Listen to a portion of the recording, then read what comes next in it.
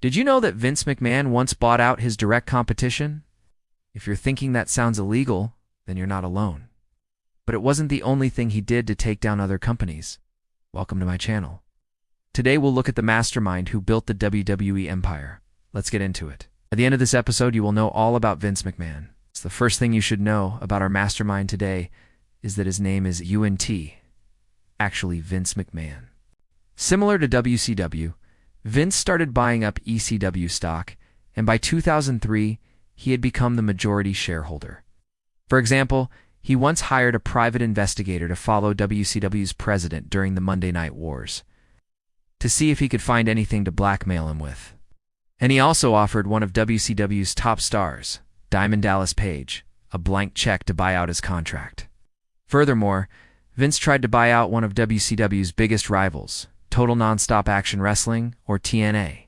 The first lawsuit was filed in 2002 by the X-Wrestling Federation, or XWF, which claimed that WWE had engaged in anti-competitive behavior by acquiring WCW and ECW. The case was settled in 2020, and another lawsuit was filed in 2019 by a former WWE medical staff, which alleged that WWE had concealed injuries and allowed wrestlers to perform despite their injuries.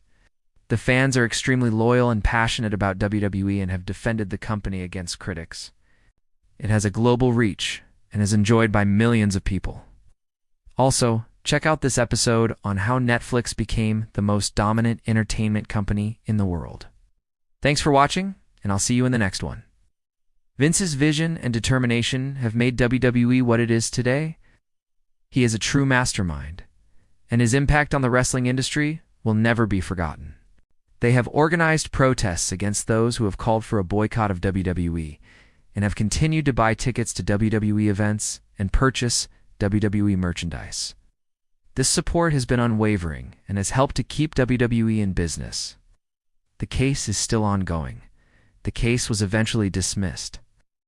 A second lawsuit was filed in 2004 by two independent wrestlers, which alleged that WWE had monopolized the wrestling industry and had engaged in price fixing. This case was also dismissed. A third lawsuit was filed in 2008 by a group of wrestlers, which alleged that WWE had misclassified them as independent contractors rather than employees. This case was settled in 2015, with WWE agreeing to pay a multi-million-dollar settlement, and there have been more lawsuits since then. He offered the owner of TNA $1 million for the company, but the offer was declined. Vince then started a smear campaign against TNA and tried to convince cable providers not to carry TNA's programming. After the 9/11 attacks, Vince reached out to the US government and offered the help of WWE to boost morale. Vince also offered to send WWE wrestlers to perform for the troops overseas. This led to a close relationship between Vince and the US government, which has lasted until today.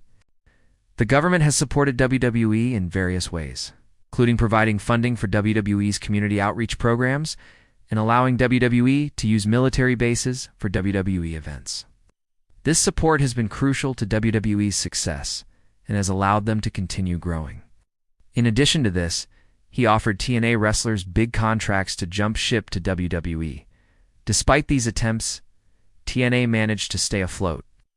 ECW filed for bankruptcy, and Vince purchased their assets, including their top stars, Rob Van Dam and Tommy Dreamer.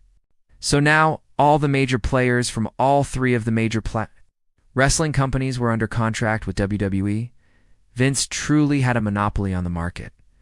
On June 27, 1999, WWE went public with an initial public offering of 1.6 million shares of stock at $17 per share. This raised the company $11.2 million and gave it the capital it needed to continue growing. In 2002, WWE was added to the New York Stock Exchange, and its stock began trading under the ticker symbol WWE. Since then, WWE's stock price has grown significantly, and the company is now worth billions of dollars. In 1982, Vince Jr. took over the company from his mother after she suffered a stroke. He produced several successful pay-per-view events and started working with other companies to promote wrestling events in different countries. Those who have worked with Vince describe him as a demanding, brash, and intense individual. He expects the best from everyone around him and is not afraid to speak his mind. Vince is known for his famous line, "You're fired." which he has used to cut wrestlers from the company in front of thousands of people. Even though he can be ruthless and demanding, he is also a visionary and creative genius. He is responsible for many of the most iconic moments in WWE history and has helped to make it the global phenomenon that it is today. Vince didn't want any competitors and soon started buying out all of his competitions. The first major acquisition was World Championship Wrestling, or WCW.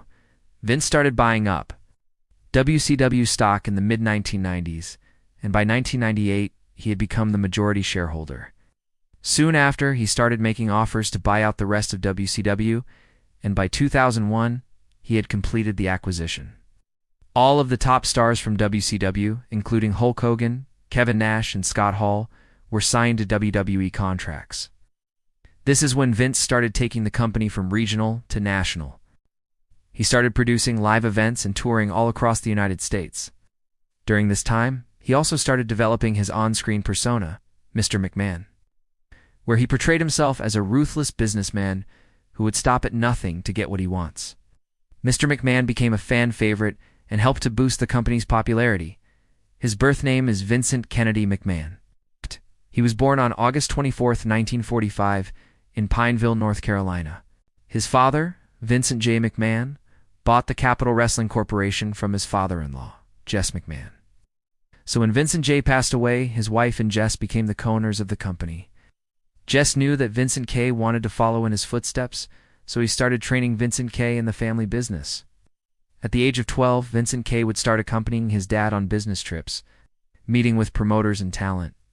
By the time he was 16, he was working part-time at the company as an office boy. After high school, he attended East Carolina University, where he studied physical education.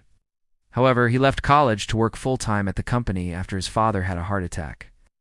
After a few years, the WWF, which was later renamed to WWE, or WWF, merged with the rival company NWA.